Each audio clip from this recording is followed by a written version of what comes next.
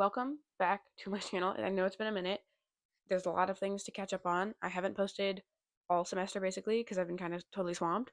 And I hope my hair looks okay. I haven't actually looked at it. I decided to do something where I rank all of the movies that I've seen this year, including stuff that hasn't been released this year that I just happen to watch. So we have a tier list right here that I'm going to be going through. And I think I watched a total of like 188 films, which includes recounts, I think. Okay, now I'm ready. I have all of my movies here, and we are going to go through and just see what happens. Now, I will just say, I screenshotted all of the posters, so whatever quality the poster is on the tier list, I can't guarantee it looks super great. I kind of was a little lazy because there's a lot of movies here. Like, look at this. Crazy. And this is not the amount of times, like, it doesn't even count the amount of times that I rewatched Wicked.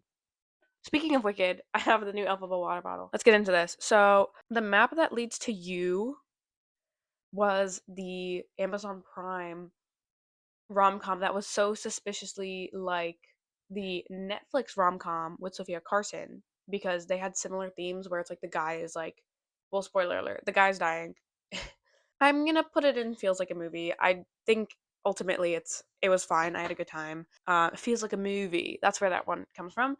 Zootopia 2, I'm absolute cinema. I love Zootopia number 1, and Zootopia 2 was really just did it for me. It was so exquisite. It was amazing. Zootopia 2 I saw with my dad and we just loved it. It was just so funny. It wasn't a carbon copy of the original. It actually gave something new, and I feel like it really fits with like the world building they just did so amazingly. I don't know, I was just really impressed, and hashtag love it. Weapons, I'm gonna put in Coachella 2016 because it was the vibe at the time.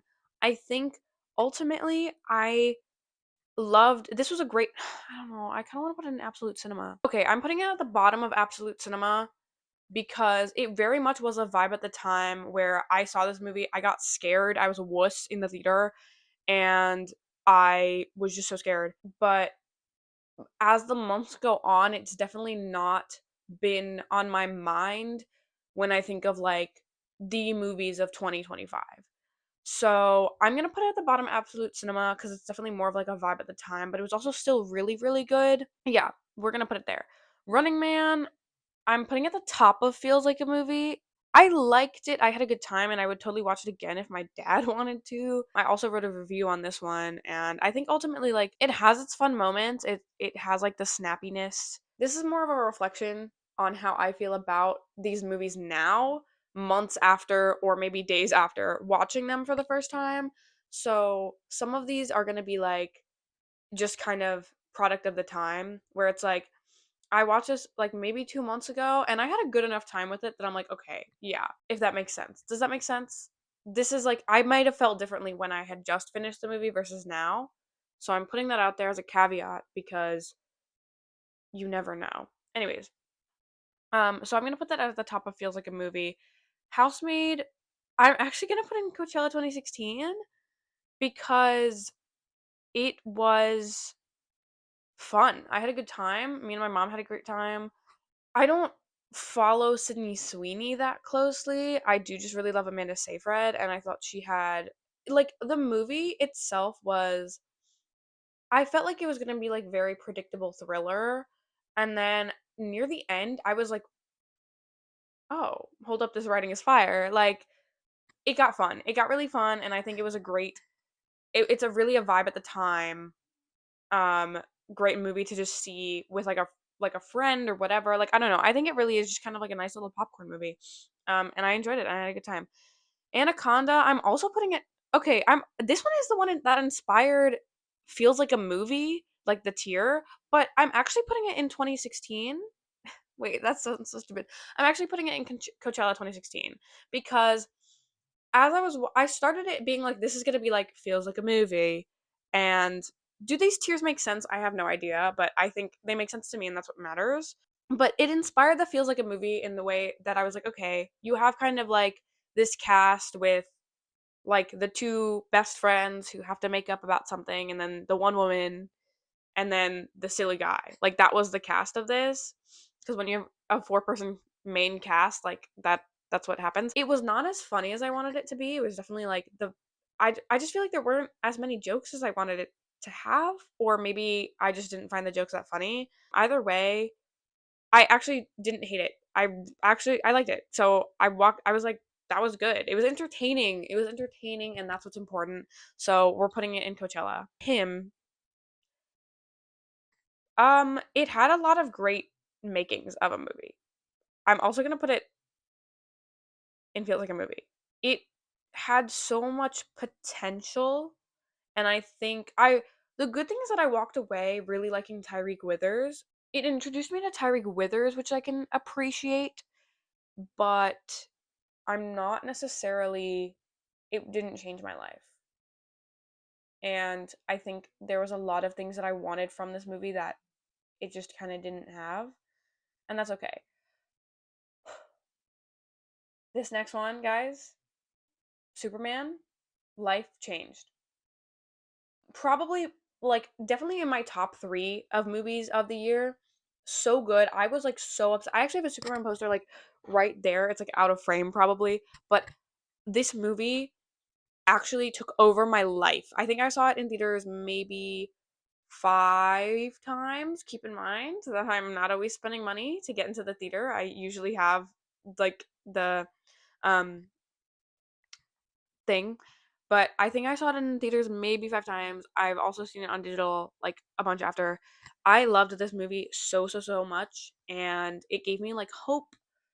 It gave me hope. I read some Superman comics after. I haven't read too many. I think I still need to read some more. I need to get more into the Superman comics. But you guys saw my video about Superman, and you know how much I love that movie.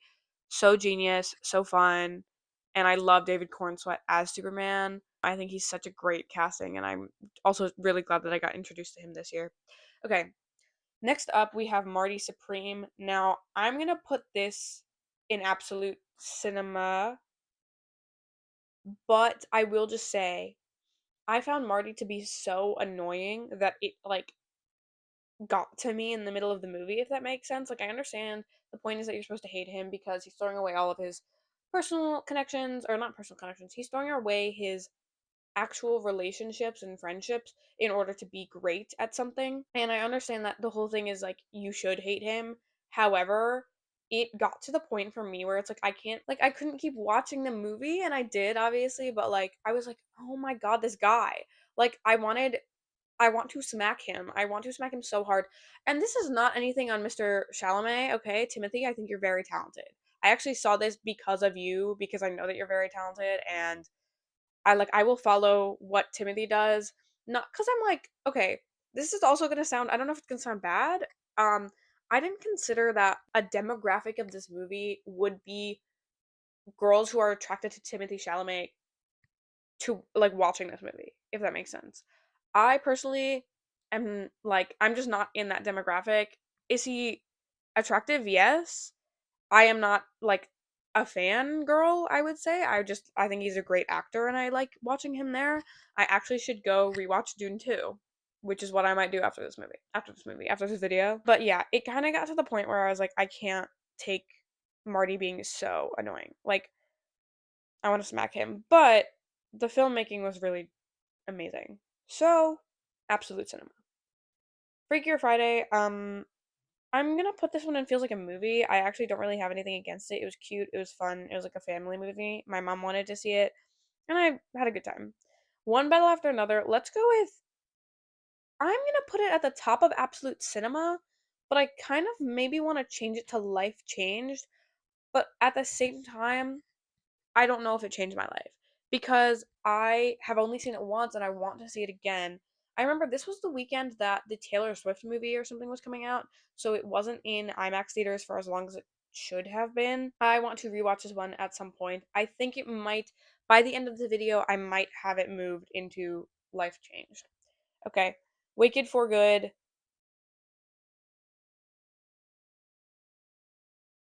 Uh, I'm really debating.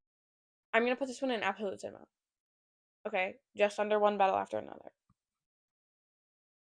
I loved the first Wicked so much, but I think the Wicked for Good, and I cried. I still cried.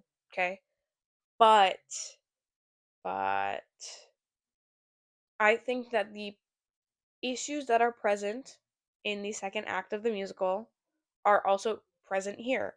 And I think that there was a lot that I liked about this movie, and there was a lot that I kind of wanted to see more of. I really, really wish we got to see more Elphaba in this movie. I think it would have been great to just, I mean, there was her song kind of did that with No Place Like Home. It kind of added to what she's been doing with the animals and like how she's been helping them over the time. And I don't hate that it was a Glinda centered movie. It should be a Glinda centered movie, but also just with a little bit more Elphaba.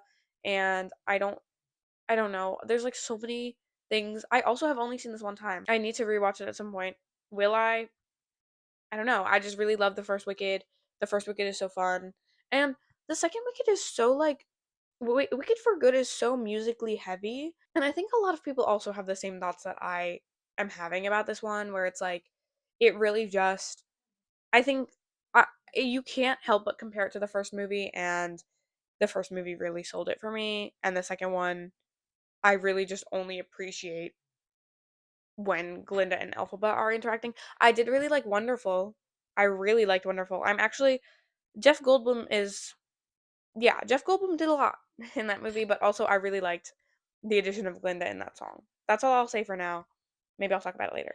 Okay, this is the newest Mission Impossible, which I'm going to put in not the audience simply because it was not a bad movie by any means, but I was so stressed out. Like, I cannot take when I'm stressed or anxious or whatever. Like, movies that make me anxious and stressed, I'm like, this is bad movie. This is bad movie, but it's not a bad movie. It's just bad for me. Right.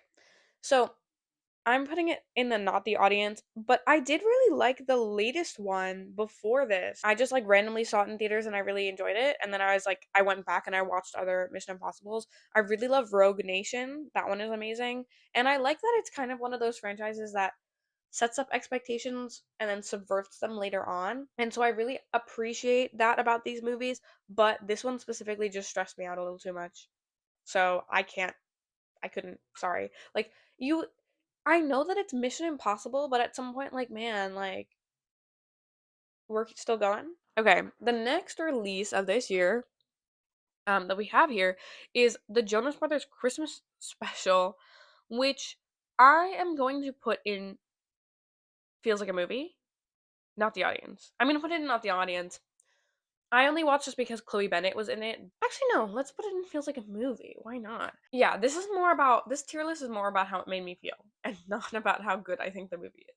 I actually quite enjoyed the chemistry that Chloe Bennett and Joe Jonas have in this movie. I would watch a rom-com of the two of them. I think the songs were all kind of like, oh, ha ha ha, we're making a Christmas movie. We have to make silly songs instead of like, I don't know, they just kind of spelled out too much of what was happening. But overall, it was cute. And my mom really liked it. We're gonna put this one also in Feels Like a Movie, my Oxford year. I think I liked this one more than The Map That Leads to You, though. I can't really remember. Caught Stealing. Okay. I'm gonna put this one in Feels Like a Movie as well, but at the top. Or, I'm gonna put it in Coachella 2016. No, I'm gonna put it in Feels Like a Movie. Because the only thing with this one is that it was marketed kind of like like an action comedy. It was a lot darker than I expected it to be. So it was good as an action movie. It's just that I didn't expect. No, I'm gonna put it in vibe at the time. I didn't expect it to be so serious, and it had just such a more serious tone than I thought it was going to have because of the trailers. So that's the only reason that it is not higher. I think that if I rewatched it, maybe with this knowledge, I might appreciate it a little bit more. But I am just kind of overall shocked at the fact that it wasn't a action comedy. Together, I'm gonna put in 2016. Coachella 2016. This one was I wasn't like I knew that I'd heard of this and I was kind of anticipating it. As a horror film, it definitely like grossed me out a little bit. And it was fine. Like I enjoyed it. I don't know how I feel about the ending still. I feel like I'm a little conflicted. Like cuz I like what it means metaphorically, but I think just the actual thing that happens in the movie, I'm a little iffy on.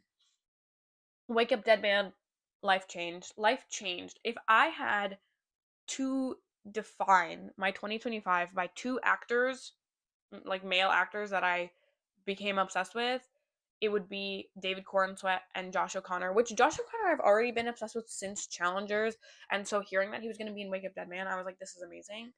But Wake Up Dead Man was so phenomenal. I don't like to compare the Knives Out movies because to me they're just separate movies. If like well yes, but they're also like I hate when people are like, "Oh, I like this one better than the other," because to me there's enough love in my heart for all three of them. And also they do completely different things. Like if I want to watch like a classic whodunit mystery, the first Knives Out is right there. Glass Onion is a very fun party, like, on the Greek island mystery, which I think is also super fun. And then Wake Up Dead Man is very, like, it kind of got me thinking more about, like, I don't know, I think Father Judd's relationship with Christianity and Catholicism kind of reflects how I feel about religion and Catholicism.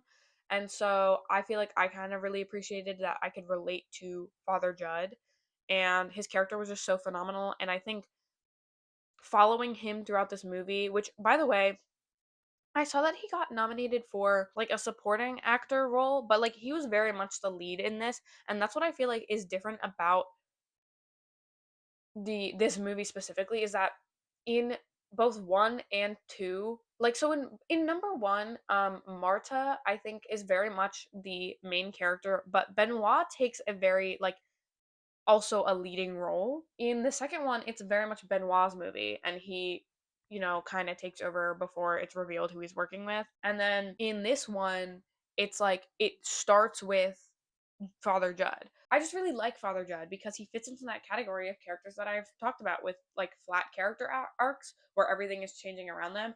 I'm going to write a Substack article on it, okay? By the way, I've already started a Substack. I forgot to mention that. Go check it out in the description, and maybe check out the Father Judd article that I hopefully will be posting soon. Okay, so Wake Up Dead Man, phenomenal. I really want to watch it again. I probably will at some point. Good Boy, I'm gonna put in absolute cinema. I really liked this one. I thought it was really fun. Fun. I always say that about every movie. I thought it was really good and some really great filmmaking techniques, and the dog was so cute. Oh yeah, actually, the reason that I couldn't that reminds me because it's right next to Marty Supreme. Marty Supreme, here's the reason I can't recommend this movie to my mom is because the bad stuff happens to a dog, and like the dog doesn't die, but bad things happen to this dog, and I just can't let my mom watch that. Nothing bad happens in Good Boy to the dog besides the fact that his owner is haunted, obviously. But it's a good fall watch. Great. And the dog was really great.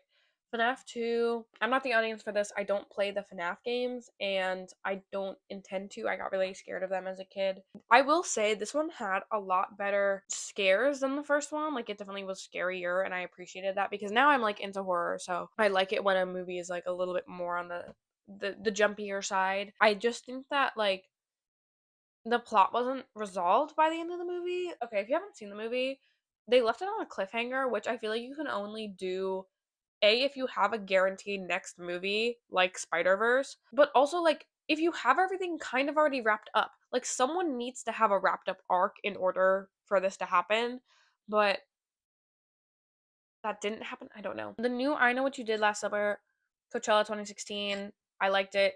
It was fun. I liked the cast, and I would watch another with this cast. Sorry to anyone who disagrees. Tron Ares, not the audience. It was not terrible. I think that Greta Lee should have been bigger in this movie. I think it would have made so much more sense to follow her and her journey and like flesh out her character, and they didn't do that for whatever reason. Great soundtrack, but I kind of ultimately wish that Greta Lee's character was more focused on. Visuals were also really amazing. Eternity, we're gonna put it in Life Changed. I walked out of that movie like smiling at life. Like, I don't know. I just thought it was so sweet, and like a movie has not made me walk out of the theater that way in a while. If that makes sense. Like there's not many movies that I'm like still thinking about, and like this one just made me feel so good. and I think it did something that a lot of movies haven't been able to do in a minute. So that's why we're putting it in Life Changed. Really, really beautiful film. What other movies have come out this year? Die My Love. Let's do Die My Love. I'm gonna put it in not 2016. I'm putting it in Absolute Cinema. I am still also turning this one over a little bit in my mind, but some really great performances, great film techniques. I haven't seen much about it online, and I think I just would need to do a rewatch. It's a little bit like it definitely hasn't really been stayed on my radar in any way, but I enjoyed the movie and it was a good movie. That's all I'm saying. Sinners, we're putting in Life Changed, guys. This is a really good lineup for like the top 5 movies of 2025.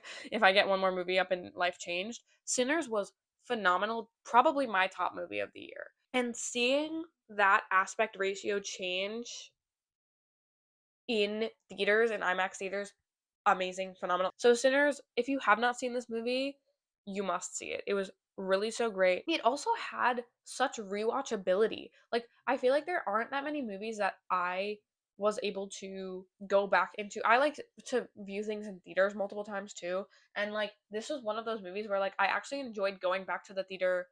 Well, obviously I enjoyed going back to the theater. I didn't like do it against my own volition. What I mean is that Barbie, right? I saw that in theaters maybe 3 times, and by the 3rd time I was a little tired. Or no, that's a lie. I By the time that I watched it at home, I was a little tired because I had just seen it in theaters 3 times. But Sinners, like I think I saw it like 4 times and I still was like I was into it every single time.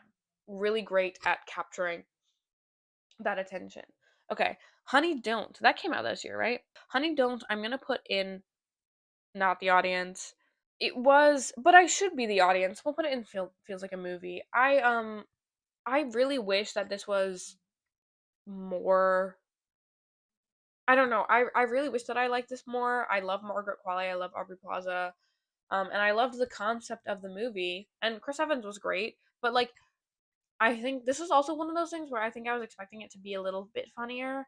And I also think that there's something about the raunchiness of these movies that I can't always get behind because it doesn't feel as purposeful. It feels like a movie, whatever. Another simple favorite. I think this one also came out this year. We're gonna put this one in not we're gonna put this one in feels like a movie because you know what? I will eat these movies up every single time. And like I would watch a third because they set it up for a third, but I don't think they're going to because why would they? I mean, I don't know how much money this movie makes, but it's really just like it's fine. Would I watch it again? No. Would I watch it a third one if they put it out? Yeah. Ballerina, I'm gonna put in Absolute Cinema. I really loved this one. Am not even a I haven't watched all of the John Wick movies. I've only seen the first one, but I really love the first John Wick, and I really love this one as well. I know a lot of people were saying that this is kind of what the Black Widow movie should have been. 100% agree. I think that the character could have been a little bit more fleshed out. I mean, I don't know. John Wick isn't even that fleshed out in his own first movie. They kind of give him like it's like a what you need to know. And so I think that that's kind of why this one works. It's also like a what you need to know, but I would love to see more of this character and also more of her not just being female John Wick. Like I feel like if anything I want to see her be more determined because she sometimes can lose a fight. Thunderbolts. Okay, let's talk a little bit more about Thunderbolts. I'm going to put it in Coachella 2016. I'll put it at the top. But it did not. No, what am I saying? I watched this and okay. The first time I watched it, I don't think I got it.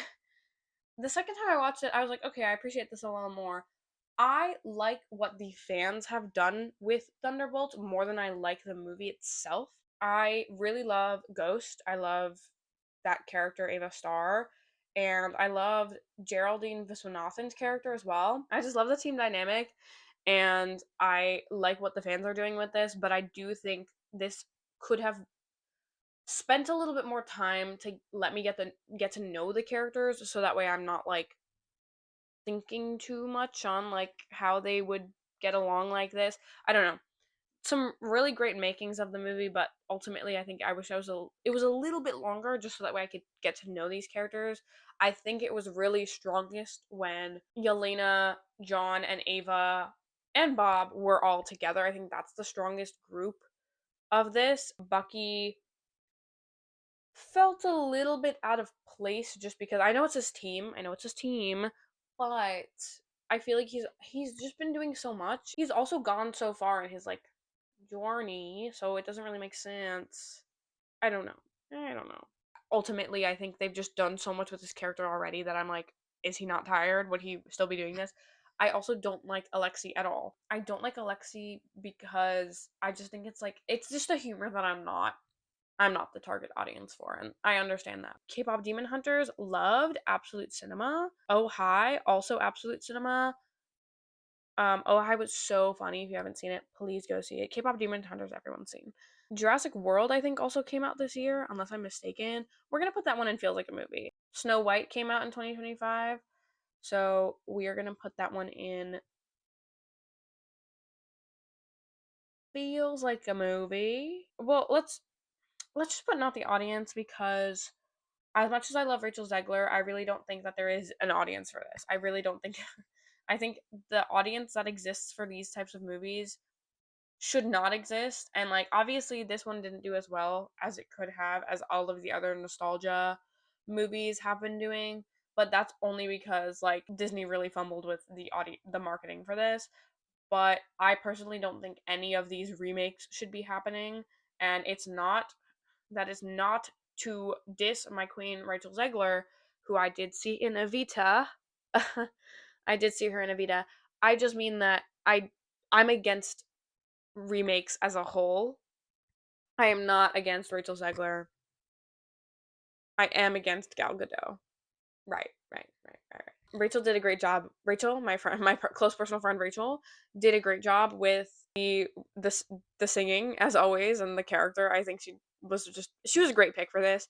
It's really just that I don't like Disney remakes. Okay, that's all. Companion did come out this year, right? So Companion will do Coachella 2016. I think it was the vibe at the time. It came out like in did it come out in like February, I think? And it was at the same time that Yellow Jackets was releasing weekly. So I think it was definitely a very vibe at the time. It's a great horror movie if you want to just like sit down and watch. And it has like nice like cutely little aesthetics too. Like it looks good. So yeah, that one was fine. Fantastic Four, I'm going to put in Absolute Cinema. The more that I sit on this, the more that I'm like, yeah, Fantastic Four was good. It has a lot of sauce. It has a lot of sauce. I think what makes me upset is that it's not 30 minutes longer. It's kind of the same Thunderbolts problem where it's like I am not allowed to get to know these characters within the movie's time frame, and so ultimately I just don't care as much for them. I have I've rewatched it in little bits. I haven't like done a full rewatch, but I kind of do want to sit down and rewatch it at some point because it is like it looks great. Okay, I kind of wish that there was more for Sue to do besides being like a worried mother, but she does kind of do stuff with the Future Foundation. I've talked about how I feel about Fantastic Four, but ultimately now I'm like this was a good movie, and I the only thing that bothers me is that it's not 30 minutes longer because that would make it a great movie. And I don't really care that if the powers look a little goofy, like I feel like that's fine. They look fine. I got like a month ago the Fantastic Four by Ryan North first trade paperback. So I'll be reading Fantastic Four fairly soon at some point. Maybe. Let's see what else did I see from this year specifically. We watched Kiss of the Spider Woman. We're gonna put this in Coachella 2016. I think that was very much a vibe at the time. Very beautiful movie. And then the ending I had to like think on, but great performances as well. One of them days. Okay, this is the SZA and Kiki Palmer movie. We're gonna put it in Coachella 2016. Fun. It was a little predictable of a comedy, but you know what? We're bringing comedy back, and I can appreciate that. I saw Mickey 17. Love that. We're gonna put it in Absolute Cinema. I'm gonna move Weapons down here, and I'm gonna move Marty Supreme down here as well. I loved Mickey 17. It was so funny, and I loved Robert Pattinson in this, and Naomi Aki. I think was also, I think that's her name. Naomi Ackie was amazing. Mark Ruffalo was really funny, and so was Toni Collette. And yeah, this was just such a fun movie, and I recommend it to a lot of people. It's also like the character of Mickey reminded me of like this guy that I know, and so I was like, this would happen to him, and so that also just made it really funny. But yeah, and I might try to read the book, but I don't know. Materialists. So Materialists, I'm gonna put in Coachella 2016, cute little rom-com that I appreciated. I do think in terms of the love triangles that happened this year, Eternity did take the cake for me, but I actually really enjoyed Materialist, and we'll put it at the top of Coachella 2016 right next to Thunderbolts. Yeah, it was cute. I liked Dakota Johnson has a very dry delivery that I think really worked for this movie and this writing. And so that's not a bad thing. I love Dakota Johnson. I think she's really funny, and I would love to be friends with her. So, Dakota, call me up. That's why I quoted her earlier when I said shocked. So, I say that all the time. I love Dakota Johnson. Captain America Brave New World. I will just say this.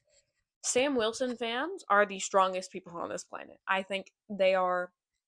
I see them online. They seem so sweet and willing, and I think they're just given the short end of the stick every single time when it comes to this character. Sam Wilson has so much potential. He is such a great character. He has such charisma, and it is shocking to me that they won't capitalize on that, and the fact that he has such a dedicated fan base. The Brave New World was okay. It had the makings of something really fun, and I just think it's insane how they cannot prioritize Sam Wilson in his own movie, and that's just really disappointing. But Sam Wilson, we're gonna put this one in Feels Like a Movie.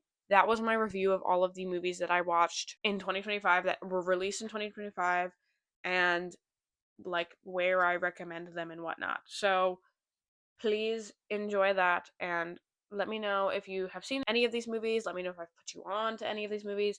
And make sure to go and follow my Substack below to see me talk about Father Judd and also probably talk about more movies. Yeah, okay. I hope you guys enjoyed. Bye!